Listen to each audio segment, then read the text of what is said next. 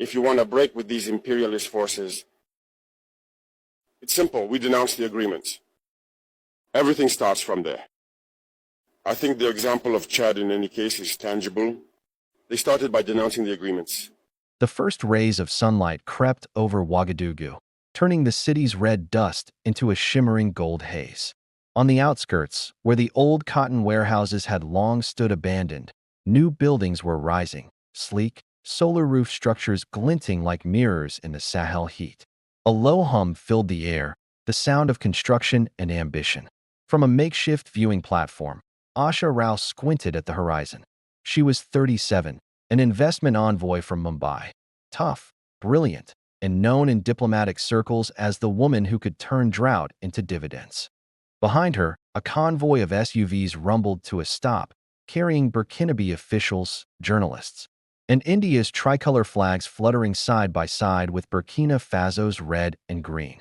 The project before her, a 300-megawatt solar farm funded jointly by Indian and Burkinabe capital, was more than an investment.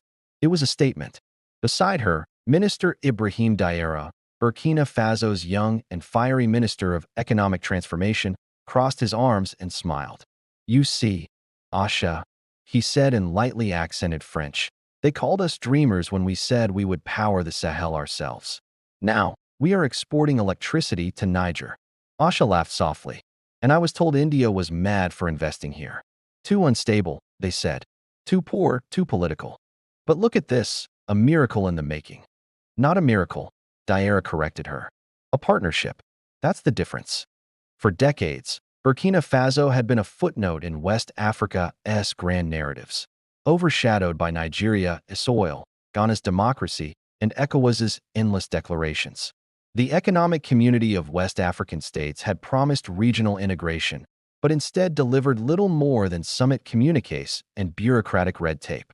Trade barriers lingered, electricity grids remained disconnected, and young people continued to flee north toward uncertain futures. When the last ECOWAS reform package collapsed in 2029, Burkina Faso stopped waiting. The nation turned eastward. It was Traoré, then only 32, who spearheaded the shift. Educated at the University of Dakar and later at the Indian Institute of Technology in Delhi, he saw something others missed: a chance to connect Africa's underused potential with India's hunger for collaboration. He returned to Ouagadougou with a bold vision: partnership over paternalism.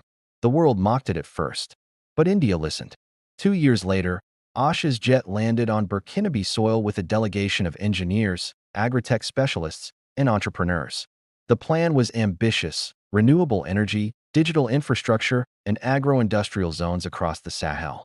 The first meeting with Traoré had been in a crowded conference room at the Ministry of Finance, its ceiling fans groaning against the afternoon heat.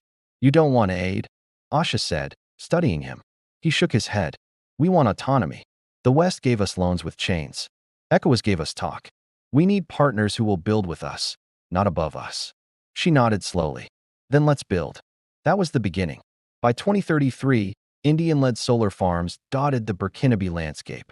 In Bobo Dioulasso, a smart agriculture hub transformed local cotton and millet production. Indian drones mapped crop health. Burkinabe coders wrote the software to analyze it. Women's cooperatives managed logistics apps, linking farmers directly with buyers in Accra, Lagos, and Mumbai. A generation earlier, ECOWAS had dreamed of one West Africa. Burkina Faso was making it real, but not through politics. Through technology. At the newly opened Sahel Digital Academy, Traoré and Asha attended a graduation ceremony for the first class of 500 students: programmers, engineers, data analysts. The air was electric. Minister Traoré, the young valedictorian, said, "Our parents worked the fields. We build the networks. You gave us the tools. We will build the future." Asha clapped with the rest, but her mind was already racing ahead. India had made similar promises 50 years ago: empowerment through technology, through shared knowledge. Now, those ideals were taking root thousands of miles away in red Sahel soil. After the ceremony, she and Traoré walked along the edge of the campus. "You've built something remarkable," she said. He smiled faintly. "Not just me. My people were ready. They just needed someone to believe." Yet progress always comes with shadows. The success of India's partnership stirred unease across the region. ECOWAS headquarters in Abuja viewed the developments with suspicion. Leaked memos spoke of unregulated regional influence and Asian encroachment. Western observers warned of India's neo-colonial ambition, a phrase that made both Asha and Daira laugh bitterly. They never understand. Asha told a reporter one evening, "India is not coming to rule Africa. We are coming to rise together." Still, tensions grew. Trade negotiations stalled. Burkina Faso's decision to leave the ECOWAS monetary framework triggered economic retaliation. Tariffs were imposed, borders tightened. The press called it the Sahel split. But instead of retreating, Burkina Faso doubled down. In 2035, the Sahel Tech Corridor was announced, a massive digital and transportation project linking Ouagadougou to Niamey and Bamako through high-speed fiber, solar highways, and logistics hubs. The financing came from a new tricontinental fund, the India-Africa Future Initiative, IFI, backed by African pension funds and Indian state banks. Daira presented the plan on live television, his voice steady, eyes blazing. "We have waited too long for integration through institutions that do not understand our realities. We will build our own, not for profit, for power, purpose, and pride." The speech went viral. Across Africa, young people shared clips of it with the caption, "The new Africa begins in Burkina." Months later, Asha found herself back in Ouagadougou for the groundbreaking ceremony of the first section of the corridor. Under the searing Sahel sun, she and Daira stood side by side before a crowd of thousands. The air buzzed with excitement. Around them were rows of local workers in bright uniforms, Indian engineers with rolled-up sleeves, and media crews from every continent. "Strange," Daira murmured, looking over the crowd. "When I was a boy, this was nothing but desert. I used to ride my bicycle here. My mother would say, 'Dreams don't grow in sand.' Now look." Asha smiled. "Dreams grow anywhere if they're watered with will." When the moment came, they pressed a ceremonial button together. The machines roared to life, breaking ground on what would soon become Africa's most advanced trade corridor. But behind the triumphs, Asha felt an unease she couldn't quite name. Her reports to New Delhi were glowing. Yet she knew success brought new vulnerabilities. At a dinner one night in Daira's official residence, she voiced her concern. "Do you ever worry," she asked, "that we're moving too fast? That others might not share your vision? That some might see it as a threat?" He leaned back, his expression unreadable. Progress always threatens those who profit from stagnation.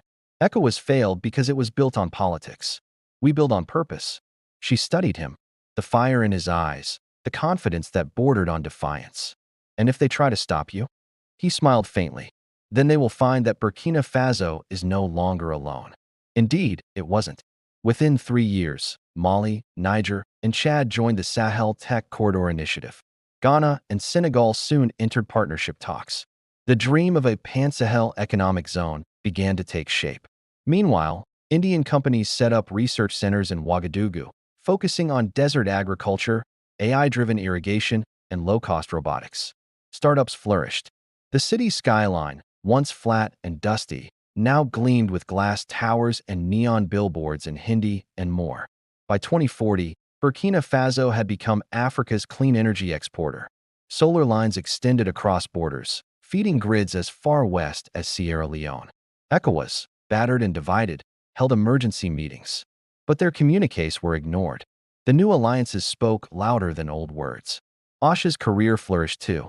She became India's first ambassador for the Global South Innovation Pact, headquartered in Ouagadougou.